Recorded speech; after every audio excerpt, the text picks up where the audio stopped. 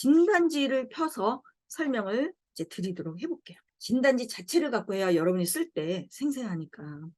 다 같이 보면서 해석을 좀 배워야 되니까. 네. 자, 보이시죠? 자기 거 있는 사람은 자기 거 꺼내놓고 보시고, 자, 이정미 코치님 거를 보면서 자기 거랑 이렇게 대조하면서 보는 거예요. EQL, EQ 리더십 코칭이에요. L은 리더십. 그래서 EQ 진단지는 좀 대상에 따라 여러 가지가 있습니다. 한국에서 벌써 쓴 지가 10년 넘어가지고 많이 신뢰성을 검증하고 또 조정하고 해서 한국화되어 있는 수만 명이 한 좋은 진단지다. 자, 이제 설명서 보시면 이 리포트는 360도 단면평가지도 있고 자가평가지도 있다. 근데 우리는 자가평가만 했죠. 내가 나를 하는 것만 했어요. 보통 감성은 내 안에 있는 걸 좀 끌어내서 그 코칭으로 다루어 주려고 내 안에 있는 거 끌어내는 걸 많이 해요. 자, 주의사항 결과지 후반부에는 EQ 지수를 향상히 강화할 수 있는 대안이 나와 있다. 여러분 여기서 낮은 점수 어떻게 해야 될지 모를 때 뒤에 다 방법들이 써 있어요. 그게 이 또 진단지의 장점이에요. 개발 계획, 목표 어떻게 잡지? 그거 어떻게 개선해야 돼? 여러분이 정말 연구를 어마어마하게 했다면 알 수 있지만 여러분 이거 배우러 들어와서 뭐 EQ가 그렇게 능숙하지 않을 수가 있잖아요. 거의 다는 그래요. 그래서 그런 우리 코치님들을 위해서 코치님들이 잘 사용하고 어려운 겪지 않도록 뒤에 실행계획 샘플이 다 나와 있어. 그게 장점이죠. 자, 첫째 자기인식 영역, 그 밑에는 자기 감정인식, 자율성, 자기 실현, 자기 표현도 있어요. 자, 4가지나 있었죠. 이 자기인식 영역이라는 거에는. 자, 대인관계 영역 밑에는 공감, 사회적 책임, 대인관계 이렇게 3가지가 있고 또 스트레스 관리 영역에는 스트레스 인내력, 충동 조절이 있어요. 자, 다른 거는 다 알고 있는데 요게 조금 어렵다고 그러시더라고요. 제가 해석을 좀 해드린다면 스트레스 인내력은 불행한 사건이나 스트레스가 쌓이는 상황에서도 중립을 유지하고 견디는 능력이에요. 스트레스가 높아도 집중력을 갖는다. 근데 충동 조절은 위기나 압박감이 높은 상황에서도 감정을 폭발하지 않는다. 자, 감정 문제야. 위에는 스트레스로 병이 걸릴 수도 있고 나를 굉장히 억압하고 몸살이나 위장병이나 두통 이런 걸로 나타나. 이 스트레스 인내력은. 충동 조절은 또 욕을 많이 한다. 막 걷어찬다. 폭력적으로 한다. 이런 문제예요. 여기는 그런 폭력적인 문제가 아니라 그걸 내적으로 참는 건데 그 인내력을 그럼 많이 참으니까 좋은 거냐 그게 아니고 참는데도 그게 그렇게 큰 부담이 없는 것을 말하는 거예요. 참으면 병이 나면 그건 참는 게 잘하는 게 아니지. 자, 스트레스 인내력은 이런 거예요. 기차 끼력, 오막살이, 아기아기 잘도 잔다. 그런 동료가 있는데 그 기차가 자주 돌아다니면 척척척척 해가지고 굉장히 막 집도 그냥 흔들리고 너무너무 시끄러워요. 근데 아기가 잘 자. 그 반복적인 스트레스가 그렇게 스트레스를 안 느껴지는 거야. 익숙해져 갖고 마치 노래처럼 들리고 그냥 그러려니 하고 지내는 거. 그게 인내력이에요. 스트레스 인내력. 스트레스 인내력이 높은 사람의 직업군이 있죠. 여러분 생각나는 거 뭐 있어요? 높은 건물 청소하는 사람들. 밧줄에 매달려가지고 막 20, 30층짜리 그 밖에 유리에 매달려갖고 창 닦잖아요. 예를 들면 그런 거예요. 그런 분들이 스트레스를 별로 안 느낀다는 거지. 그렇게 위험한 일을 하면서도. 근데 고소공포증이 있거나 높은 데 가면 덜덜 떨린 사람은 스트레스 인내력이 너무 약해갖고 하면 안 돼, 그런 거. 예, 여러분도 자기 자신이 어떤 스타일인지 한번 생각해 보세요. 아, 스트레스가 높은 상황에서도 나는 잘 할 수 있다? 그게 인내력이고 충동 조절은 누가 모욕하거나 막 기분이 나쁠 때도 그걸 긍정하게 말할 수 있는가? 그거의 차이. 이걸 제일 혼동하기 때문에 제가 지금 설명을 드렸어요. 여러분 다 이거 진단 또 하게 되면 고객한테 쓰면 설명할 줄 알아야 되니까 제일 쉽죠. 기차 끼려 오막살이.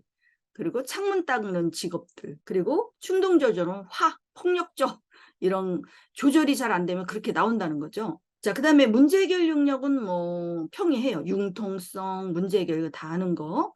긍정적 정서 영역, 낙관주의 행복 이것도 뭐 다 아는데 근데 낙관주의랑 행복이랑 조금 혼동되기도 해요.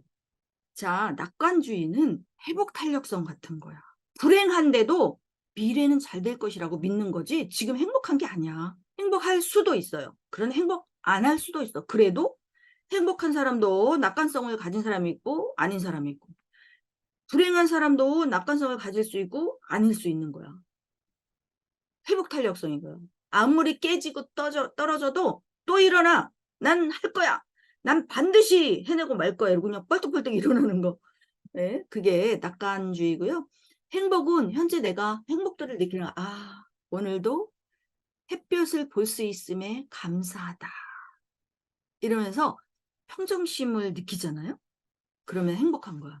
이거는 물질에 의해서 정해지지 않아요. 사람들은 많이 착각을 해. 물질이 행복을 갖고 온다. 근데 일부 그러긴 해. 일부.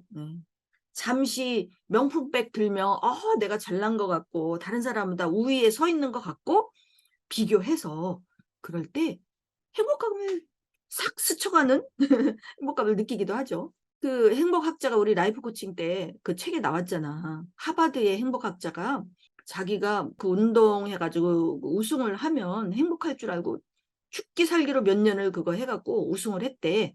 그랬더니 뭐 4시간인가 5시간으로 사라지다. 그 우승한 기쁨이. 그래서 도대체 행복은 어떻게 찾아야 되는 거야? 이것도 아니네. 그래갖고 행복을 계속 찾아 헤매다가 하버드대 행복학 교수가 돼갖고 자, 행복이란 굉장히 주관적인 것이죠. 내 마음의 문제예요.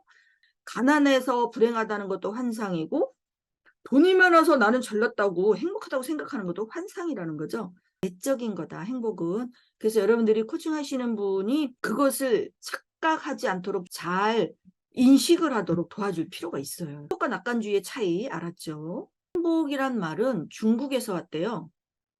행복이란 말 자체는 뭐 그렇게 우리나라 표현으로는 맞지가 않고 즐거움이 행복의 표현이래. 즐겁다. 지금 즐겁다. 아니다. 그게 행복의 표현이라고 말하시는 분이 있어서 아, 그럴 수 있겠구나. 그리고 행복은 엄청난 뭔가 주어져야 행복이 아니고 그냥 즐거움. 우리가 즐거움 느낄 때 막 힘들고 막 추위에 떨다가 따뜻한 거 할 때 그럴 때 그게 행복인 거예요. 그런 만족감, 즐거움 그걸 말하는 거거든요. 네. 개념이 잘못 잡혀 있어서 많이들 불행하게 사니까 우리가 좀 조정해 줄 필요가 있어요. 이 뜻을 보면 점수가 100점이면 사회 능력이 최고로 발달했다. 감성 능력이라는 것은 감성 능력, 사회 능력 같은 거예요. 나 혼자 있을 때가 아니라 사람들과 접촉할 때 어떻게 나타나냐. 그걸 말하는 거라서 사회 능력이라고도 말을 한다는 거예요. 했는데 우리 짠 이정미 코치님 봐요. 자, 여기서 70에 79는 효율적인 감성 능력과 사회 능력을 보유하고 있다. 잘은 아닌데 보유하고 있다. 그래서 코치님은 조금 개발할 필요는 있겠구나. 행복도를 위해서. 그러면요. 79는 남한테 폐는 안 끼쳐. 그리고 되게 예의가 바르고 자기가 자기를 억제하고 그걸 잘해. 근데 자기는 행복도가 좀 낮을 거예요. 그럴 수 있어요. 안 해봐서 잘 모르지만 한 80에서 89 돼야 룰루랄라 이렇게 그냥 평소에도 행복하게 자기가 스스로 행복도를 많이 느낄 수 있거든요. 자, 이게 행복도랑 비례해요. 감성 점수가. 73.8이니까 큰 영역으로 보니까 자기인식 영역, 좋네. 역시 내적으로 자기를 반추하고 성찰하고 내 자신을 들여다보는 능력은 탁월해요. 근데 대인관계는 나 좀 모자르다라고 생각을 한 것 같아요. 이거 자기가 평가한 거니까. 그래서 이 부분은 좀 같이 기술도 올리고 방법을 찾아볼 필요가 있겠구나 라는 것을 시사합니다. 자, 스트레스 관리도 잘 안 돼요. 어쨌든 70점 이하는 개발할 필요가 있는 점수니까 오늘 이제 재밌게 저랑 방법을 찾을 수 있겠죠. 이 두 개. 자, 문제 해결 능력 보니까 이게 제일 높으네. 그러니까 딱 이걸 보면 뭐가 보이냐면 일 중심이겠구나 이런 게 보여요. 문제 들어서 막 집중해서 그걸 해결하는 스타일이야. 이제 그러니까 사회적으로 리더고 일 좀 잡으면 책임감 있게 한다, 잘한다 소리를 듣겠죠. 자, 그런 대신에 자기의 스트레스가 많고 대행 스트레스가 많이 쌓이니까 아무래도 표현을 할 때 하고 싶을 때 제대로 안 나올 수가 있겠죠. 네, 그런 거를 유추해 볼 수가 있어요. 맞아요. 이거는 나쁘지 않아요. 좋아요. 중간 정도죠. 중간 정도이기 때문에 긍정적 요소는 좋고 보니까 대인관계 스트레스는 좀 한번 자세히 들여다볼 필요가 있다. 그리고 문제 해결 자기인식을 잘한다. 80점대라서 아주 우수합니다. 이게 이분의 지금 현재 상태예요. 하나, 둘, 셋, 넷, 5가지 영역 중에 이제 더 자세히 보는 거예요. 12가지 영역이 또 있어요. 세부 항목이. 자기인식 보니까 대체적으로 다 높네요. 와우. 자기 감정 인식 잘해요. 자율성 있어요. 자기 실현 잘해요. 자기 표현 잘해요. 아주 축하드립니다. 이거 아주 바람직하고 좋아요. 자, 대인관계에서는 공감이 좀 더 필요해요. 사회적 책임 필요해요. 대인관계 필요해요. 네, 세 가지 다 60점대니까 뒤에 가서 개발 계획을 자세히 볼 필요가 있겠죠. 스트레스 관리 영역. 예, 총점이 요 항목 점수가 64점. 대인관계도 64점. 이 두 개가 좀 낮았잖아요. 스트레스 인내력, 오, 괜찮은데요? 막 압박감이 오고 시끄럽고 막 부산해도 내가 집중하려고 목표 잡으면 그냥 하는 거야. 주변에 방해가 있어도 개의치 않고 집중하는 능력이야. 그거. 그래서 이 문제 해결도 잘하고 일 잘하시는 거예요. 아, 문제 해결 여기 있구나. 와, 이거 봐. 역시 92점. 스트레스 인내력 높으니까 스트레스가 많아도 반드시 해내는 거예요. 충동 조절이 57점인데 화낼 분은 안 같아 보이는데 아마 이거를 자기 내면에서 엄청 갈등을 한다 이렇게 보여지네요. 근데 이거 기업의 임원의 패턴이야. 기업의 임원들이 거의 이렇게 나와요. 스트레스 인내력 높고 감정 조절 힘들어 이분들이. 화가 차 있는 거지. 자, 문제 해결 아주 높았어요. 융통성 높고 문제 해결 능력이 최고. 그래서 이런 분들은 정말 일 한번 맡기면 아주 책임지고 퀄리티 있게 좋은 결과를 내죠. 예, 그런 대신에 자기를 희생한 거예요. 이렇게. 자기 자신을 희생했죠. 바람직한 중간 정도 평균인데 낙관주의 좋으네요. 76점. 행복도 좋으네요. 아, 이 부분 좋은 거 보니까 불행하다고 생각은 하지 않지만 이런 부분 조금 더 이렇게 조율해서 올릴 곳이 보이는 정도다. 이렇게 볼 수가 있어요. 이렇게 제가 설명을 하고 보니까 어떤 게 좀 특징이 보여요? 일단 일중심이다. 그런 음, 하고 대인 관계를 기질로 말하면 외향적이기보다는 약간 내향적인 것 같아요. 그런데 이제 그 밖에서 대인 관계를 할 때 대인 관계에 대한 스트레스가 있는 건 아닌데 어떻게 대해야 할지 조심스러운 마음 음, 이런 부담이 좀 있는 것 같아요, 저한테. 음, 그런 느낌이 들고 스트레스 관리는 제가 이거를 할 때 그 화 이런 거에 대해서 제가 밖에서 외부에서 화를 내거나 다른 사람하고 뭐 다툼이 있거나 그런 적은 한 번도 없는 것 같아요. 근데 음, 이제 마음의 불편함 또는 그 경계심을 다 풀어놓고 나오는 행동 뭐 이런 거를 좀 생각하지 않았나 그런 생각이 들어요. 행복도는 어떠세요? 행복도는 뭐 그냥 이 정도인 것 같아요.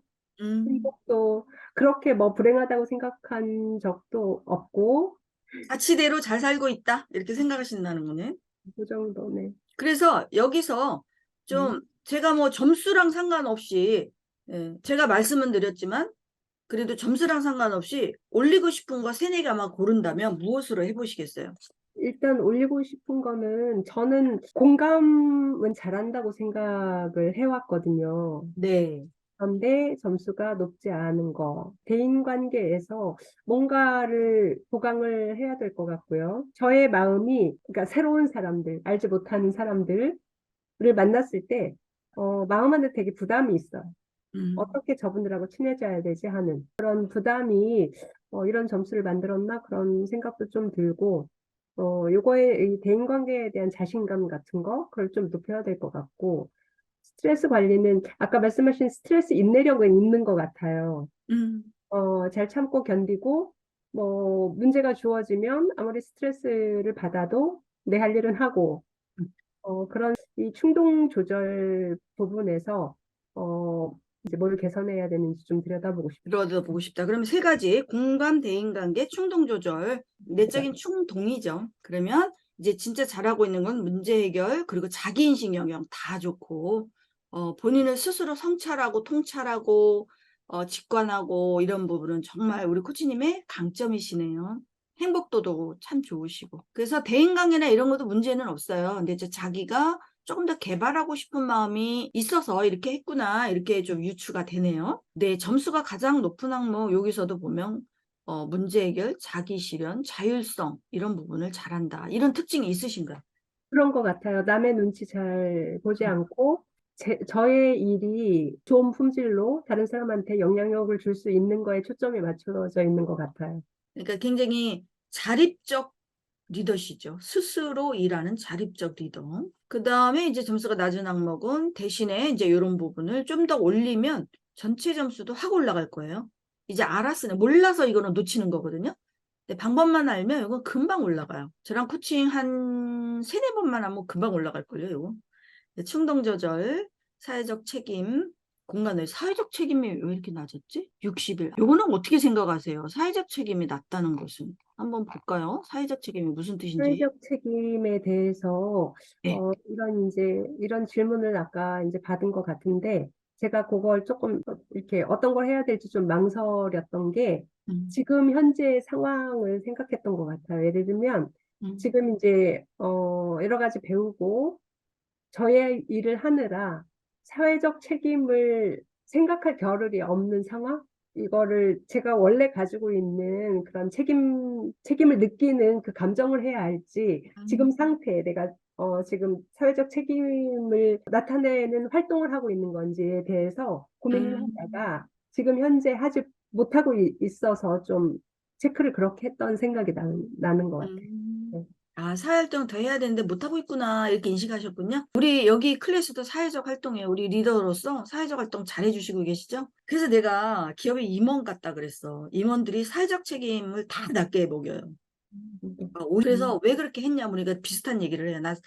회사 일만 하고 그랬지. 정말 저기 어디 태안에 무슨 기름 막 오염이 돼도 쫓아가서 기름을 닦아내는 이런 걸 내가 안 했대. 고아원도 안 찾아가고. 그래서 그런 것만 사회적 책임이 아니고 이 기업의 구성원 이게 다 사회다.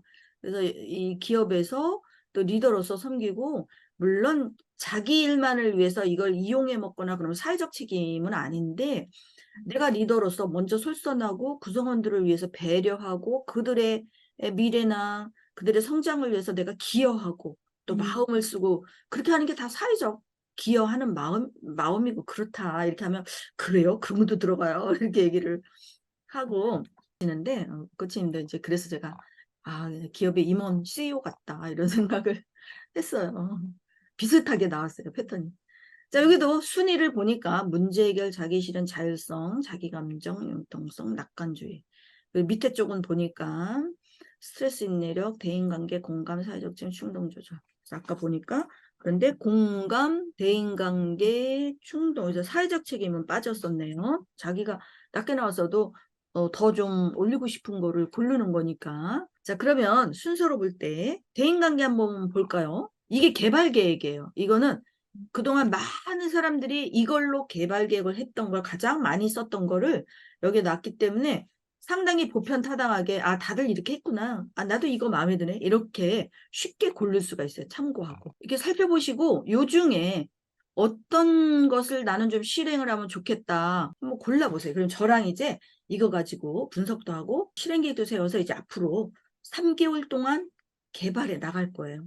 3번에 대화의 3단계 이게 되게 명확하게 잘 제시가 된 것 같아서 이거 음. 하고 싶습니다. 그거 하나 하실래? 아니면 혹시 또 하나 고르시겠어요? 다른 거는 괜찮을 것 같고요. 3번이 좀 제가 네. 해봤으면 좋겠다는 생각이. 그 사회적 책임도 한번 봐요. 요거 한번 살펴보시면, 이런 거를 하면 사회적 책임감이 높아지구나 하고 한번 살펴보세요. 그래. 지금 여기 있는 이 5가지 내용으로 봤을 때는 제가 이렇게 빠뜨린 거 1번 정도? 이거 굉장히 잘하실 것 같은데, 원래. 지금 거의 다 제가 음. 잘 하고 있는 것 같아요. 그러니까 코치님이 사회적으로 어떤 활동을 더 해야 된다라는 그런 생각 때문에 점수를 스스로 낮게 줬었구나. 그런 생각이 들죠. 예, 네네. 이런 거 보니까 없는데. 그러면 이제 의식만 바꾸시면 되겠죠, 생각만. 그래서 다음 사후 진단할 때는 이제 그 본인이 사회성이 없는 게 아니라는 것을 이제 인식하시고 요 항목들이 있었잖아요. 네. 그러니까 이제 점수를 제대로 객관적으로 잘 주시기 바랍니다. 대인관계에서 하나 했고요. 그 다음에 공감을 가보도록 하겠습니다. 네. 자, 공감도 이렇게 한번 살펴보시고 한두 개만 골라주세요. 개발할 거. 3번을 제가 이제 대화하고 그럴 때 이렇게까지는 생각을 안 하면서 다른 사람들과 관계를 맺고 또, 대화를 하고 의사소통을 하고 그러는 것 같아요. 이렇게 메시지, 생각, 감정이 무엇인지 이해하고 반응하진 않는 것 같아요. 자, 그러면 마지막으로 충동 조절 한번 보도록 하겠습니다. 4번, 이제 그런, 화나는 일이나 그런 충동이 일어나는 순간에 희망을 주는 다른 일을 생각하는 연습, 이거는 잘 안 되어 있는 것 같아요. 그동안 해주셨는데, 센터링 뭐 이런 것도 해주셨고, 풍선 터트리기 이런 것도 해주셨고, 4번은 잘 안 되는 것 같습니다, 제가. 이렇게 이제 해보니까 개발할 것들이 대화의 3단계를 실시해보고, 그리고 대화할 때는 메시지, 생각, 감정에 반응하면서 이해하고 반응하면서 대화를 한다. 그리고 충동에 대해서는 충동이 일 때에 화나, 기분 나빠 이렇게 느낄 때는 기분 좋은 일을 생각하거나 희망을 생각한다. 그죠? 이거 하면서 조금 생각난 사례가 뭐가 있었어요? 생활에서. 이런 거 이랬지. 이제는 이렇게 대해야지 하는 생각난 거 뭐 있어요?